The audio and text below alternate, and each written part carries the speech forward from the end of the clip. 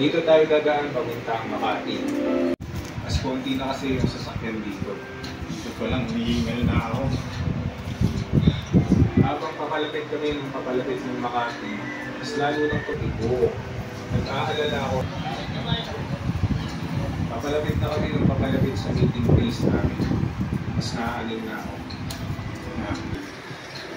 Nandito na kami. Ayon sa GC, meron daw pero nakahiya naman dito kay Pater.